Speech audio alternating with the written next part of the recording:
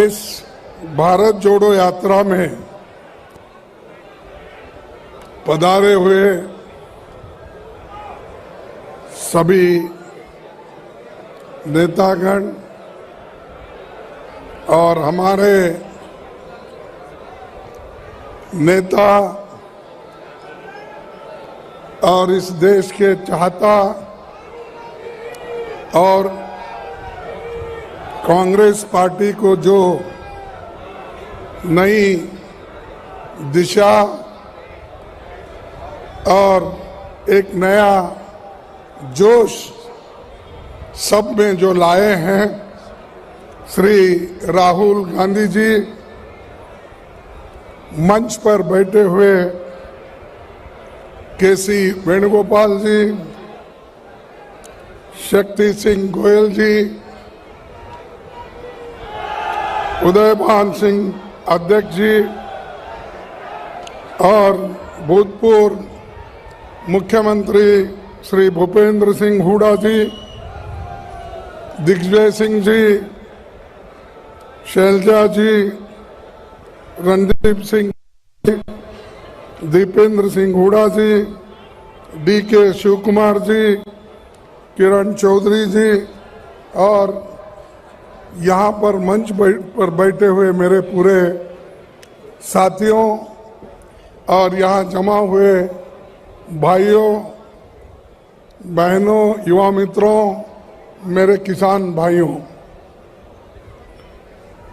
आज की ये यात्रा, भारत जोड़ो यात्रा, पानीपत में इतनी विशाल सभा हो रही है।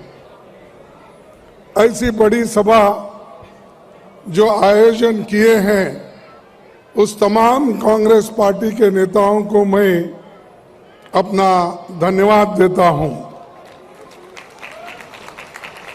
और ये पानीपत हमने इतिहास में पढ़ा है कि पानीपत में हमेशा युद्ध होते रहे और यहाँ से हमेशा होते रही और ये भूमि का गुण है कि लड़ाई करना और जीतना। वैसा ही आज भारत जोड़ो की जो लड़ाई है और हमारे नेता राहुल गांधी जी जो पादयात्रा अब तक 3000 किलोमीटर तक पूरा किए हैं और आगे अभी 300-400 किलोमीटर बाकी है, वो जल्द से जल्द कंप्लीट होगा और जम्मू और कश्मीर में जाकर वहां पर तिरंगा झंडा फैलाएंगे। और ये उनका ये साहस और उनका ये धैर्य देखकर सबको अचंभा हुआ है।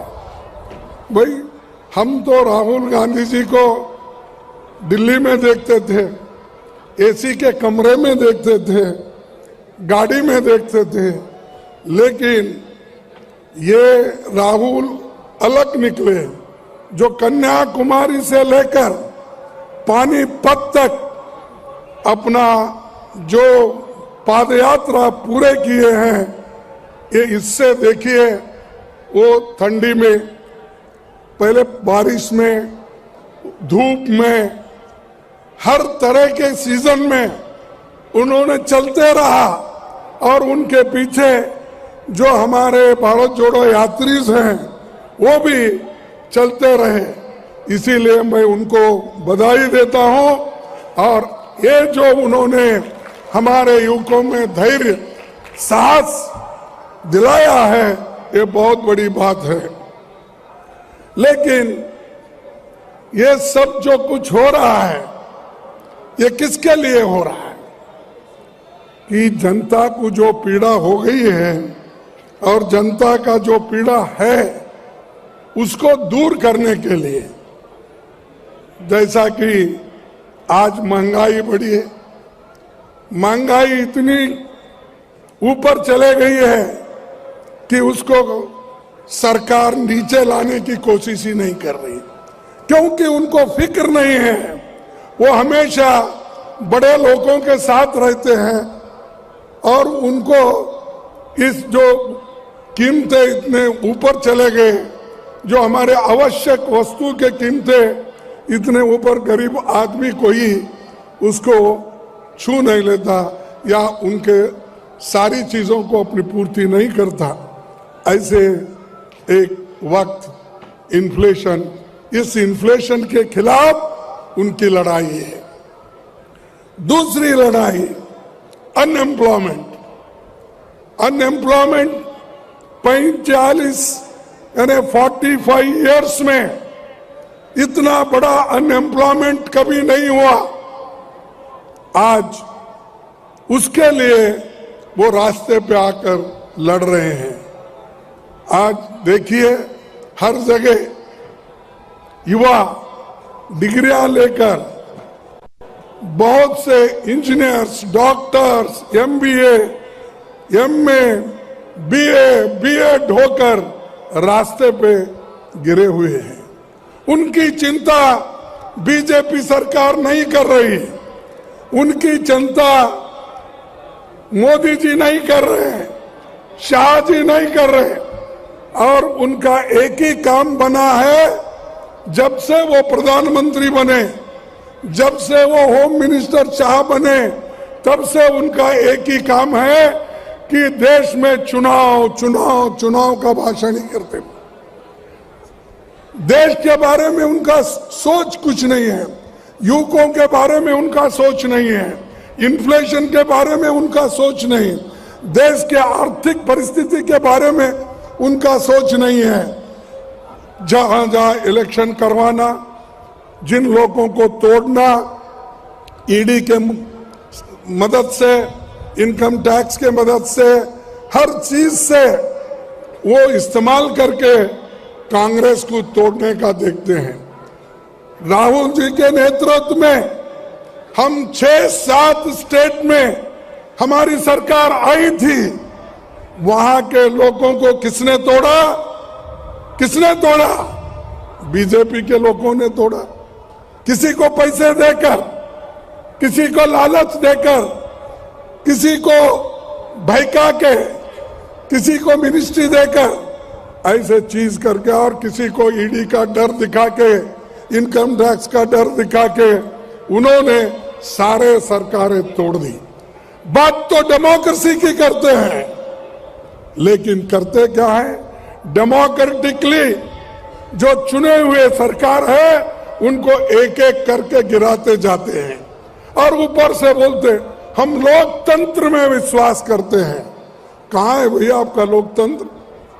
हर जगह आप लोगों के वजह से, लोगों ने मदद करके जो सरकारें कांग्रेस सरकार बनाई, उसको आप तोड़ते फिरते हो, और भगवान का नाम तो लेते हैं, लेकिन इतना झूठ बोलते हैं। शायद ही कोई पॉलिटिशियन या कोई प्राइम मिनिस्टर, कोई होम मिनिस्टर आज तक इतना झूठ नहीं बोले। ये झूठों के सरदार है। हर 2 करोड़ नौकरियां देने का ये सच है झूठ कि उन्होंने कहा भाई मुझे चुन के लाओ, मैं एक गरीब आदमी हूं, मैं देश को बनाऊंगा, हर एक लोगों को, इस देश में रहने वालों को 2 करोड़ युवाओं को हर साल नौकरी दूंगा। दिया नौकरी? नहीं, आपको मिला होगा, क्योंकि यहाँ लड़ाकू लोग ज्यादा है, लड़ने वाले हैं, इसलिए मिला होगा 2 करोड़ आपको। नहीं मिला। 15-15 लाख देने का वायदा मिला, 15 लाख नहीं मिला। अब क्या कर रहे हैं? त्रिपुरा में इलेक्शन है, वहां शाह चाहते हैं, वो कहते हैं भाई राम मंदिर बन रहा है, 1 तारीख उसका उद्घाटन है। अरे ठीक है, सभी लोग तो भगवान में आस्था रखते हैं, लेकिन आप क्यों घोषणा करते इसकी? वो भी चुनाव में, और आने वाले चुनाव में वो ये कह रहे हैं कि मई में चुनाव रहता है तो 1 जनवरी में वहां राम मंदिर का उद्घाटन होगा। आप कौन होते भाई बोलने का? क्या राम मंदिर के पुजारी हैं आप?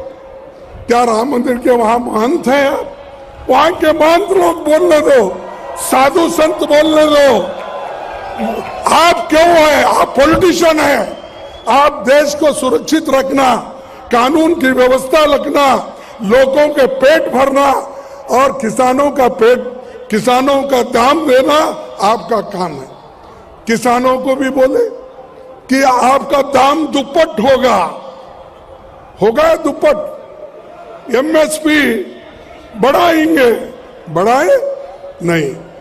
तो ये सारी चीजें वो बोलते जाते हैं और ये सब, और बाद में ये कहते हैं अरे भाई ये तो इलेक्शन के जुमले हैं।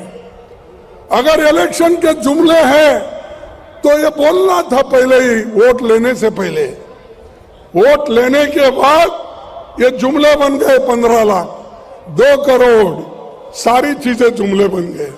तो इसीलिए मैं ये कहूंगा, मुख में राम बगल में छुरी, मुख में राम बगल में छुरी। और ये छुरी लेके घूम रहे हैं, समाज को डिवाइड कर रहे हैं, जाति जातियों में झगड़ा लगा रहे हैं, धर्म धर्म में झगड़ा लगा रहे हैं और एक खाई बढ़ा रहे हैं। जो डिवाइड कर रहे हैं, इसी के लिए राहुल गांधी जी इस खाई को दूर करने के लिए, जोड़ने के लिए वो इतनी पादयात्रा कर रहे हैं। ये है, ये वोटों के लिए नहीं है, ये वोटों के लिए नहीं है, ये देश के हित के लिए है, आपके हित के लिए है, किसानों के हित के लिए है, युवाओं के हित के लिए है, महिलाओं के हित के लिए है, दलितों के हित के लिए है। ये जो कर रहे हैं वो, लेकिन वो क्या कर रहे हैं? वोटों के लिए कुछ भी बोलो, क्योंकि लोग सुनते हैं और वो ये चाहते हैं कि जब तक लोग सुनते रहेंगे, वोट देते रहेंगे, ऐसे ही जुमले बोलते रहेंगे। ये उनका एक वादा है और उसी से निभाने की कोशिश कर रहे हैं। मैं एक बात कहूंगा कि भाई ये कभी भी, एक कवि ने कहा है, क्या कहा है, मैं उस लेखक का एक सेंटेंस यहां पर उच्चारण करूंगा। था तुझे गुरूर अपने लंबे होने का ए सड़क, था तुझे गुरूर अपने लंबे होने का ए सड़क, राहुल के हौसले ने तुझे पैदल की नहीं नाप दिया। था तुझे गुरूर अपने लंबे होने का ए सड़क, सड़क बोल रही थी मैं इतना लंबा हूं और वो उस पे गुरूर था उसको, लेकिन राहुल के हौसले ने तुझे पैदल ही नाप दिया, चल के ही नाप दिया। तुम कितने लंबे हो मैं देखता हूं। तो कन्याकुमारी से कश्मीर तक वो चलते जा रहे हैं और हम सबको उनके मदद में, उनके सपोर्ट में आना चाहिए। और युवकों को मैं खास करके विनती करता हूं कि अभी बहुत से चीजें हैं बोलने के लिए, लेकिन वक्त हुआ है, हमको पहुंचना भी है, राहुल जी भी आने वाले हैं, इसीलिए मैं ज्यादा वक्त न लेते हुए मैं इतना ही कहूंगा कि यहाँ के युवकों को फंसाने की कोशिश चली।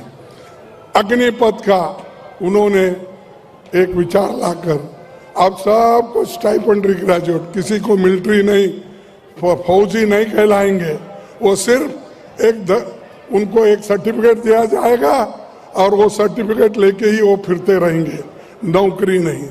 30 लाख नौकरियां इस देश में खाली है, चाहे डिफेंस हो, चाहे स्कूल्स हो, चाहे कॉलेजेस हो, चाहे सिविल सर्विस में हो, 30 लाख।